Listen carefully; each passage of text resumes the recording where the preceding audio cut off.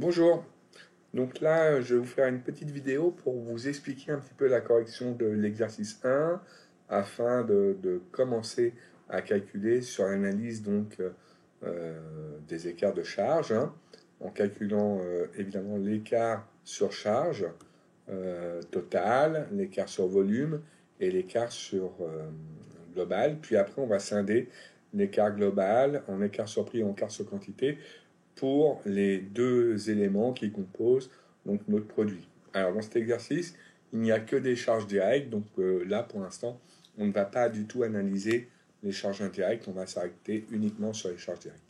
Donc je reprends un peu l'énoncé.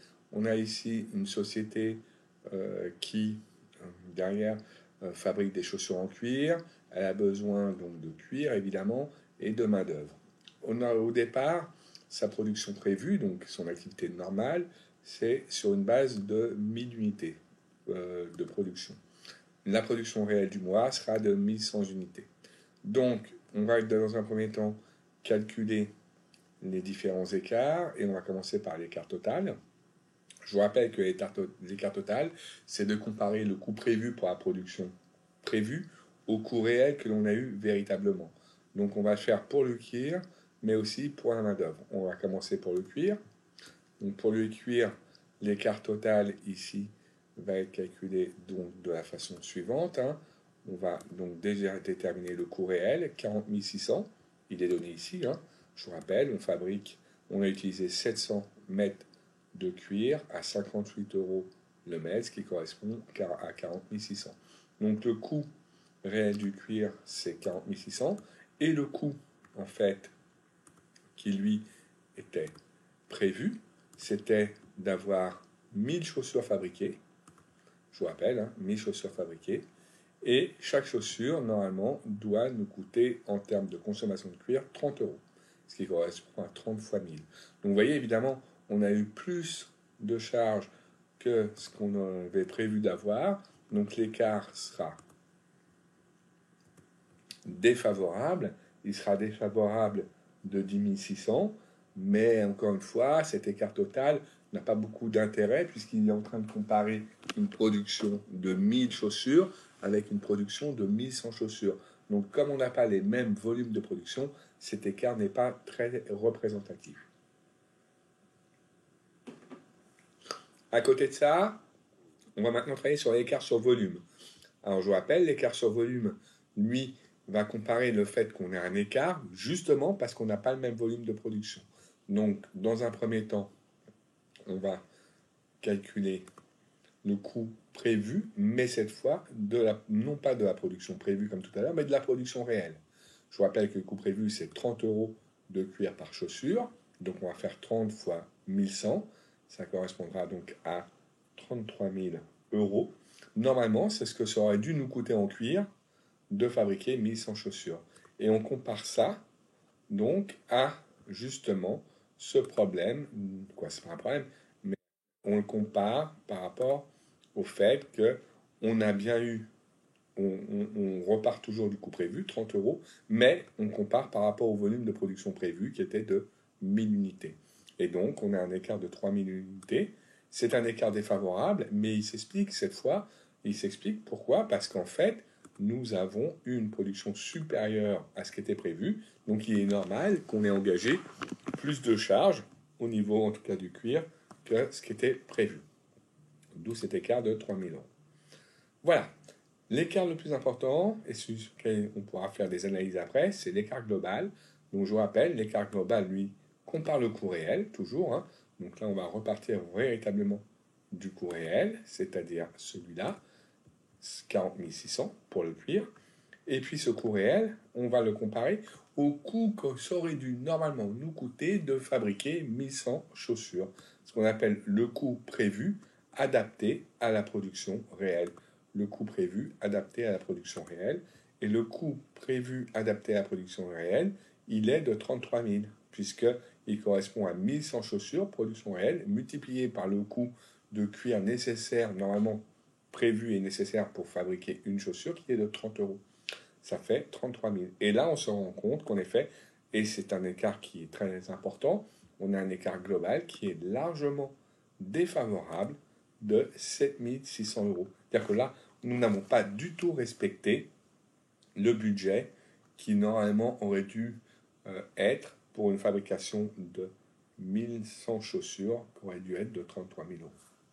Voilà, donc ce qu'on a fait pour le cuir, il faudra aussi le répéter pour la manœuvre, mais ça vous le ferez vous-même. Et puis maintenant, on va parler par contre de cette analyse du 7600 euros en écart sur quantité et en écart sur prix, toujours en analysant donc le cuir. Je vous rappelle, c'est ce 7600 euros que l'on doit scinder en écart sur quantité et en écart sur prix. Donc, on y va. Et donc, par rapport à ça, eh bien, je vais travailler, donc, je vous rappelle, sur le cuir, donc uniquement sur le cuir. Voilà. Donc, pour le cuir, mon P a disparu, je le remets.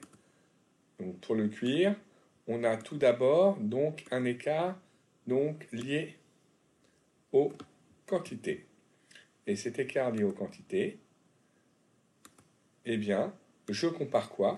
Je compare la quantité prévue à la quantité réelle pour un même volume de fabrication. Alors, la question est de savoir comment j'ai trouvé mon 700 et mon 500.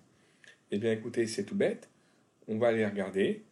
On vous dit dans l'énoncé que logiquement, on doit utiliser 0,5 m de cuir pour fabriquer une chaussure. Je vous rappelle que la réalité, c'est qu'on a fabriqué 1100 chaussures. Donc pour trouver la quantité adaptée à la production réelle, c'est-à-dire la quantité nécessaire que j'aurais dû normalement avoir pour fabriquer 1100 chaussures, eh bien je fais le calcul suivant, c'est-à-dire que je repars de 1100 et je multiplie par la quantité standard d'une chaussure, c'est-à-dire 0,50 m. Et ça fait 550 mètres carrés de cuir que j'aurais dû utiliser. Dans votre énoncé, on vous dit que vous en avez utilisé en fait pour fabriquer 1100 chaussures. Vous en avez fabriqué en fait, vous avez donc utilisé, excusez-moi, 700 mètres carrés de cuir. Donc vous avez été largement au-dessus de ce que vous auriez dû consommer pour fabriquer 1100 chaussures. Donc cet écart est défavorable en quantité de 150 mètres carrés. Cet écart défavorable de 150 mètres, vous le multipliez toujours par le prix standard de l'élément dans lequel vous êtes. Là, c'est le prix unitaire d'un mètre de cuir qui est de 60 euros. Donc vous multipliez par 60 euros. Et ça vous donne un écart largement défavorable de 9 000 euros. C'est-à-dire que là, on a vraiment très très mal respecté la consommation de cuir. On a dû vraiment énormément gâcher de cuir pour fabriquer 1100 chaussures. De l'autre côté, on va faire la même chose, mais cette fois avec l'écart, non plus lié aux quantités, mais l'écart qui est maintenant lié à des critères plus économiques, puisque ça va être l'écart lié au coût, alors que l'écart sur quantité est plutôt un écart qui est lié à des problèmes techniques. C'est un écart lié de respect ou non des standards techniques, alors que là, ça serait un écart pour visualiser le respect ou non des standards économiques. Donc par rapport à ça, eh bien, on va comparer le prix réel au prix prévu. Là encore, le prix réel, il est de 58 euros du mètre. Le prix prévu dans l'énoncé, il est de 60 euros du mètre. Là, par contre, on est bon, puisqu'on a acheté moins cher que prévu la matière première. On a payé 2 euros de moins. On en a acheté combien? On multiplie toujours par la quantité réelle. On en a acheté 700 mètres. Ce qui nous donne un écart, cette fois évidemment favorable, puisqu'on a payé le prix du mètre moins cher que prévu. Et cet écart favorable, il est de 1400 euros. Voilà, donc une analyse que l'on pourrait faire tout bêtement sur le cuir, c'est que peut-être on a, et là encore c'est une hypothèse, peut-être on a changé de fournisseur, on a trouvé un fournisseur qui était au mètre moins cher que ce qui était prévu, 58 euros plutôt que de 60, mais ce fournisseur, peut-être que comme il était moins cher, ses produits étaient de moins bonne qualité, et donc ça nous a obligés peut-être à utiliser une consommation plus importante de cuir pour arriver à fabriquer ces chaussures. Voilà. C'est qu'une hypothèse, cette réflexion, mais vous, de temps en temps, vous aurez besoin justement de justifier vos calculs. Je vérifie que le 9000, qui est un écart défavorable, et le 1400, qui est un écart favorable. D'abord, je vais le faire. 9000 moins 1400, que l'addition des deux représente 7600, et ce 7600, ça correspond bien à l'écart global que je devais analyser. Ça correspond bien à l'écart global que je devais analyser. Donc, il y a de fortes chances que je ne me sois pas trompé. Voilà. Donc, c'était une petite explication du début de l'exercice 1. Là, on a fait toute l'analyse sur le cuir. Et bien, vous, maintenant, vous avez aussi l'analyse à faire sur la notion de main-d'œuvre. Vous ferez juste attention à la main-d'œuvre, où dans la fiche standard, elle est valorisée en minutes. C'est 50 centimes la minute, alors qu'en réel, elle est valorisée en heures et on la paye en réel, on la paye 31,20 euros de l'heure. Voilà, donc c'est un peu plus. Voilà, il y a une petite subtilité en plus par rapport à l'analyse de l'écart global de matière première, c'est-à-dire de cuir. Très bien, eh bien écoutez, bon courage.